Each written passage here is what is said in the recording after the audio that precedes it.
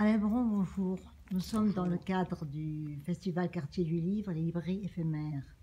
Et je crois que vous dédicaciez tout à l'heure Toutes ces nuits d'absence.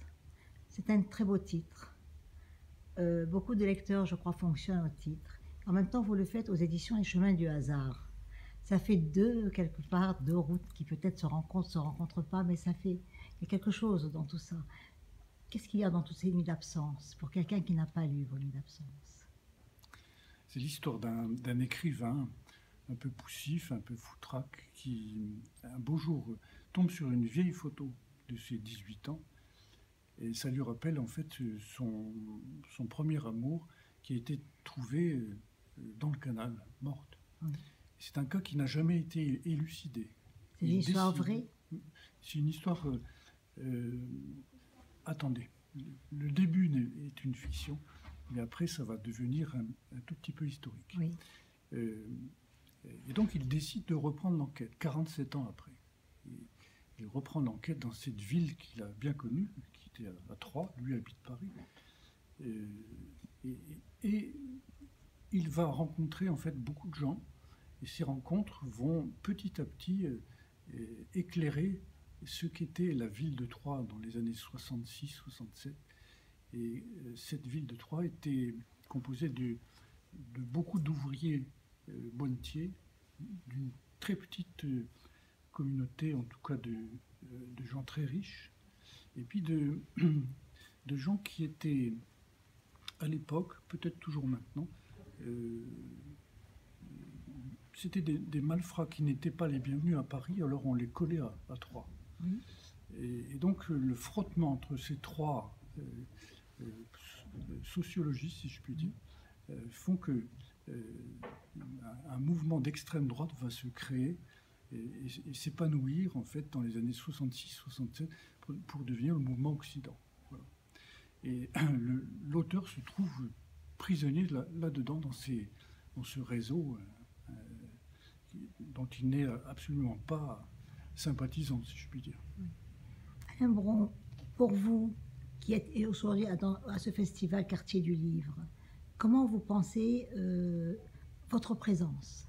Bien sûr, vous avez un livre à dédicacer, mais au-delà de ça. Je trouvais pas tant que tout un quartier s'y mette. C'est-à-dire qu'il y a une dynamique qui se crée. Et puis je vais vous dire, on peut gloser sur tous les événements. Il y a une profusion d'événements, hein, c'est net. Mais ce qui est important, c'est que ça encourage les gens à lire. Et ça, c'est fondamental. Et pour vous, le livre reste une valeur sûre.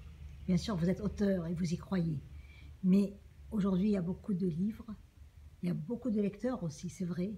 Mais c'est très volatile. Quel est pour vous, parce que bon, je sais que ce n'est pas votre premier livre, bien sûr, et quelle est pour vous la place du livre aujourd'hui? Elle est de plus en plus menacée. Philippe Roth, qui vient de nous quitter, disait que aux États-Unis, il y a de moins en moins de lecteurs. Et en fait, pourquoi? Parce qu'il y a toutes les technologies de l'information, il y a toutes les images en fait qui viennent percuter tout ça. On n'en est pas là. Mais il y a une menace très très claire qui se traduit par des niveaux d'illettrisme très importants. En Picardie, par exemple, là où j'habite aussi, il y a 17% d'illettrisme. Et c'est un chiffre qui fait peur, vraiment peur. Et faire en sorte qu'un quartier se mobilise pour le livre, je trouve ça une très très belle idée, vraiment. Et qui êtes-vous? Parce que aussi on s'intéresse à l'auteur. Bien sûr, il y a le livre. Le livre est très important et certainement que vous allez avoir beaucoup de lecteurs et de personnes qui vont venir. Mais qui êtes-vous? Si on vous posait la question, qui est Alain Bron aussi en tant qu'auteur et en même temps, parce que chaque auteur quelque part met un peu de son âme dans un livre. Un livre n'est jamais anodin. C'est vrai. C'est vrai. Bon, peut-être que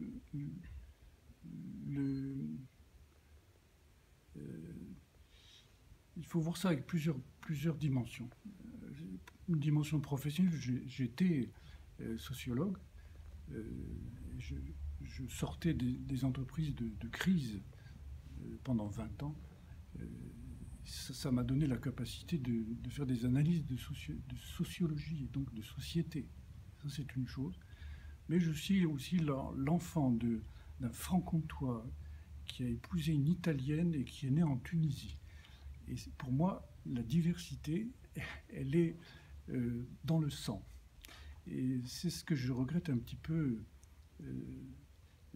d'entendre des gens qui refusent en fait cette diversité-là. Pour quelles raisons? Ça m'a toujours beaucoup étonné. Voilà. Aujourd'hui, dans ce festival, donc Quartier du Livre, nous avons beaucoup d'auteurs, beaucoup d'éditeurs aussi, parce que un auteur sans éditeur, c'est difficile pour lui de mener son livre, je dirais, vers le monde. Et un éditeur sans auteur n'a pas de fonds de commerce non plus. D'après vous, que pensez-vous de ce duo? Parce que je ne connais pas votre parcours très bien. Vous avez facilement édité? C'est mon 14e bouquin. Oui, mais au début, vous avez souffert. C'était d'autres... Oui, bien sûr. Oui. Bien sûr mes 2 premiers bouquins étaient des essais de psychosociologie. Oui. Donc c'était pas du tout pour le grand public. Et puis j'ai eu un premier roman édité par une toute petite maison qui a duré... la commercialisation a duré 13 ans. Et ça a été réimprimé 4 fois, sans aucune publicité. Donc je suis un auteur heureux. Ah, donc il ne faut pas trouver en moi une sorte de moyenne. Je suis vraiment un auteur heureux. Après 13 ou 14 bouquins qui ont pas mal marché, dont 2 prix littéraires, je trouve ça bien. Voilà. Ça, les prix, je savais qu'il y avait des prix littéraires.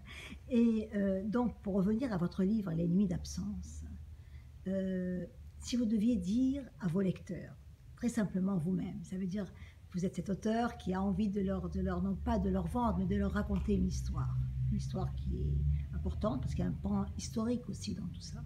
Qu'est-ce que vous leur direz? Qu'est-ce qui vous touche le plus dans ce livre? Je crois que c'est une histoire d'humain, entre humains. C'est une histoire humaniste. Même s'il y a un côté violent, il y a des personnages en fait qui sont profondément humains. Les méchants sont pas vraiment méchants. Ils ont un côté sympathique. Et les gentils en fait ont des failles profondes. Je ne crois pas au tout noir et au tout blanc. Je crois que les gens qui voient que noir et que blanc ont peu de matière grise. Je crois que votre métier de base de sociologue, en quelque sorte, vous a donné une certaine compassion envers l'humanité. Vous pensez que l'humanité aujourd'hui, le livre, bien sûr, aide à avoir une autre vie que la sienne aussi. Ça aide aussi à distraire sa tête quand on n'est pas bien, quand on est bien aussi. Une histoire qui n'aime pas les histoires. Donc vous pensez qu'aujourd'hui, il y a beaucoup d'auteurs qui ont envie de percer, qui n'arrivent pas à percer. Tous ces soldats inconnus, vivants, heureusement, bien vivants, quel serait votre message? Pour les auteurs qui n'arrivent pas à percer, je crois que ça se fait tout seul. Voilà, on ne peut pas aider un certain destin. Il se fait avec beaucoup de travail. Un livre, en tout cas les miens, c'est écrit en 3 ans, 4 ans. Il y a beaucoup de travail sur les dialogues, beaucoup de travail sur les archives, beaucoup de travail sur la structure. Et donc, j'ai envie de dire travailler fort, vraiment. Votre lectorat se compose et comment? Qu'est-ce que vous avez comme lecteur? Parmi les lettres que je reçois, oui, et les messages électroniques que je reçois, il y a 80% de femmes. Et je reçois beaucoup de petits mots. C'est vraiment étonnant parce qu'on ne me dit pas c'est bien, c'est mal.